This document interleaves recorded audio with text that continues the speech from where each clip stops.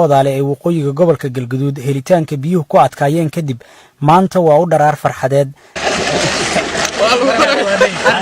laba ceel matoor oo xildhibaan Mahad Maxamed Salaad uu ka suura galiyay hirgelintooda deegaanadan ayaa laga cabayaa taasi oo meesha ka saartay masaafo fog oo biyaha lagaga keeni jiray magaalooyinka Gurceel iyo Balanbal oo tan ugu dhow masaafo ahaan u jirto 60 kiiloomitir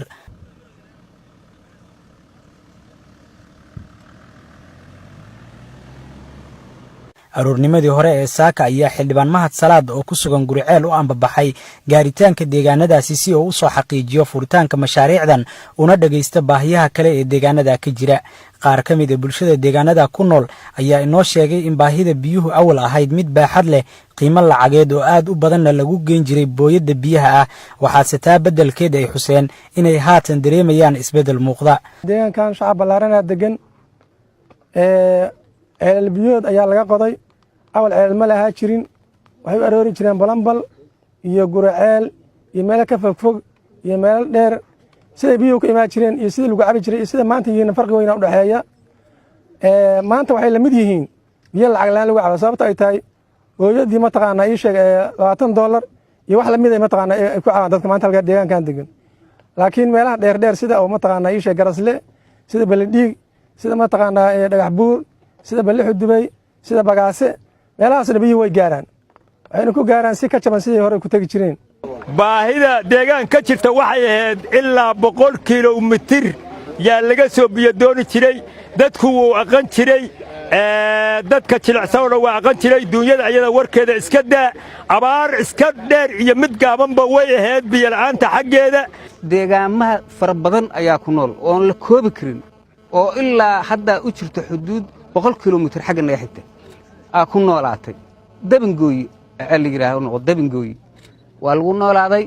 marka waxaa naga dhiman matoorkaas Mahad Maxamed Salaad xildhibaanka Sharafi is Allah ku siiyo soo dhawaaw waa noo timid khayr Allah ku siiyo baahidanadana waa saas